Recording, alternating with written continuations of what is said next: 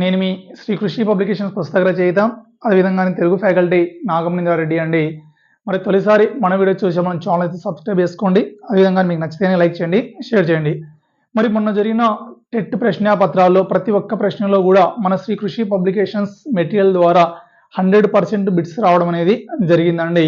So Telugu content grammar అయితేమి, Telugu method అని మీకు అందించడం అనేది జరిగిందండి. అదేవిధంగానే తెలుగు బిట్ బ్యాంక్ కూడా మీకోసం రూపొందించాం. అదేవిధంగా ఓన్లీ తెలుగు వ్యాకరణం కావాల్సిన వాళ్ళు కూడా తీసుకోవచ్చు. అండ్ సైకాలజీ బిట్ బ్యాంక్ ఉంది. అండ్ ఇంకా ఏంటి సార్ అంటే మరి ఇక్కడ ఆల్ మెథడ్స్ అండి, అంటే try method, English method, Telugu method, SGT వాళ్ళకి సంబంధించి ప్రత్యేకంగా ఒక బిట్ బ్యాంక్ పుస్తకాన్ని కూడా రూపొందించడం జరిగిందండి.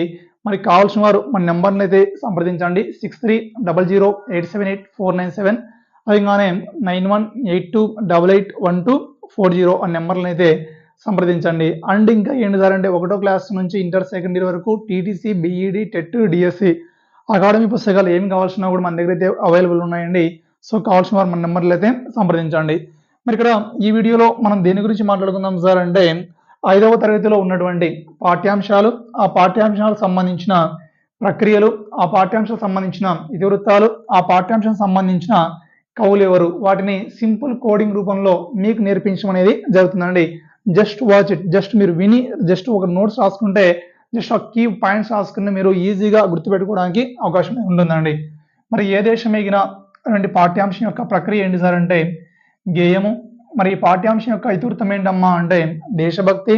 మరి ఈ పాఠ్యాంశాన్ని రాసిన కవి ఎవరు సార్ అంటే రాయప్రోలు సుబ్బారావు అని చెప్పుకుంటాం. మరి ఎలా గుర్తుపెట్టుకోవాలి సార్ అంటే రాయలు అండి, ఏంటమ్మా రాయలు అని గుర్తుపెట్టుకో. రాయలు ఏ దేశంలో అండి, సో రాయలు ఏ దేశంలో దేశభక్తిని కలిగించే గేయాలు పాడారు అని గుర్తుపెట్టుకో. జస్ట్ సింపుల్, రాయలు ఏ దేశంలో దేశభక్తిని కలిగించే గేయాలు పాడారు. రాయలు అంటే రాయప్రోలు సుబ్బారావు. మరి ఏ దేశంలో ఉన్నప్పుడు ఏ దేశం ఎగినా రాయలు ఏ దేశంలో దేశభక్తిని కలిగించే గేయాలు. మన దేశభక్తి అనేది ఇతివృత్తం, మరి గేయాలు పాడారంటే గేయం అనేది ప్రక్రియ అండి. సో క్లియర్, రాయలు ఏ దేశంలో దేశభక్తిని కలిగించే గేయాలు పాడారు, ప్రక్రియ, ఇతివృత్తం, లెసన్, ఆ లెసన్ సంబంధించిన కవి క్లియర్ అండి. మరి రెండో పాఠ్యాంశం ఏంటి సార్ అంటే సాయం. మరి సాయం అనేటువంటి పాఠ్యాంశం ఏ ప్రక్రియ సార్ అంటే కథనం అనే ప్రక్రియ.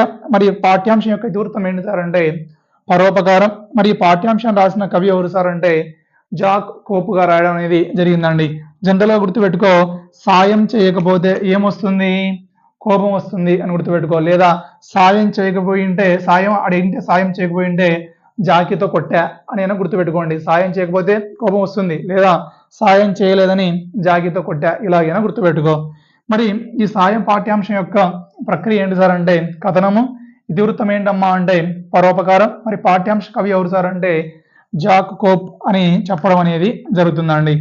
మరి మనం పరిశీలించుకుంటే ఇక్కడ ఏంటి సార్ అంటే సాయము మరియు ఉపకారం చెయ్యలేదనే కోపంతో అండి, ఏంటమ్మా సాయము మరియు ఉపకారం చెయ్యలేదనే కోపంతో ఏం చేశాడంట, కథనాలు రాశాడు లేదా కథనాలు విన్నాడు అని గుర్తుపెట్టుకో. సాయము మరియు ఉపకారం చేయలేదనే కోపంతో ఏం చేశాడంట, కథనాలు విన్నాడు లేదా కథనాలు రాశాడు అని గుర్తుపెట్టుకుంటే ఈజీగా గుర్తుంటాయి. మరి దీన్ని ఎలా గుర్తుపెట్టుకుంటాం, రాయలు ఏ దేశంలో దేశభక్తిని పెంపొందించే గేయాలు పాడారు, ఇక్కడ ఏం గుర్తుపెట్టుకుంటాం, మరి సాయము మరియు ఉపకారం చేయలేదనే కోపంతో కథనాలు రాశాడు. ఇందులోనే మనకు ప్రక్రియ, ఇతివృత్తం మొత్తం కూడా కవర్ అవడం అనేది జరుగుతుందండి. Third lesson Kondavagu. మరి ఈ కొండవాగు పాఠ్యాంశం యొక్క ప్రక్రియ ఏంటి మాస్టర్ గారు అంటే లేఖ. మరి ఈ పాఠ్యాంశం యొక్క ఇతివృత్తం ఏంటమ్మా అంటే ప్రకృతి వర్ణన. మరి ఈ కొండవాగు పాఠ్యాంశాన్ని రచించిన కవి ఎవరు మాస్టర్ గారు ఇక్కడ అంటే చెరుకుపల్లి జమదగ్ని శర్మ అని చెప్పడం అనేది జరుగుతుందండి. సో ఎలా గుర్తుపెట్టుకుందాం సార్ అంటే సింపుల్గా గుర్తుపెట్టుకోండి. ఏమని సార్ అంటే ఇక్కడ చెరుకుపల్లి అండి. సో ఏమని గుర్తుపెట్టుకుందాం అన్న, చెరుకుపల్లి ఏంటి కొండలలో. సో చెరుకుపల్లి కొండలలో మరి దేన్ని వర్ణిస్తున్నారు, ప్రకృతిని వర్ణిస్తూ ఏం రాశారంట, లేఖ రాశారు అని గుర్తుపెట్టుకోమా ఈజీగా అండి. సో ఏమని సార్ అంటే చెరుకుపల్లి కొండలలో ప్రకృతి వర్ణిస్తూ లేఖ రాశారు. మరి ఇక్కడ చెరుకుపల్లి కొండలలో ప్రకృతి వర్ణిస్తూ లేఖ రాశారు అన్నప్పుడు చెరుకుపల్లి అన్నప్పుడు చెరుకుపల్లి జమదగ్ని శర్మ, కొండలలో అంటే కొండవాగు. మరి దేన్ని వర్ణిస్తున్నారు? ప్రకృతి వర్ణన అనే ఇతివృత్తం. ఏం రాస్తున్నారు? లేఖ రాస్తున్నారు. సో పాఠ్యాంశం యొక్క ప్రక్రియ లేఖ అంటే సో ఈజీగా గుర్తుపెట్టుకోవచ్చు. క్లియర్. మరి ఫోర్త్ లెసన్ ఏంటమ్మా అంటే జయగీతము. మరి జయగీతం పాఠ్యాంశం యొక్క ప్రక్రియ ఏంటి నాన్న అంటే పాఠం. మరి ఈ జయగీతం పాఠ్యాంశం యొక్క ఇతివృత్తం ఏంటమ్మా అంటే మహనీయుల చరిత్ర. మరి జయగీతం అనే పాఠ్యాంశాన్ని రాసిన కవి గారు ఎవరు సార్ ఇక్కడ అంటే బోయి భీమన్న అని చెప్పడం అనేది జరుగుతుంది. సో ఎలా గుర్తుపెట్టుకుందాం సార్? ఈజీగా గుర్తుపెట్టుకోవచ్చు అండి. ఏమని సార్ అంటే జయగీతం పాటలు. ఏ పాటలో అక్క?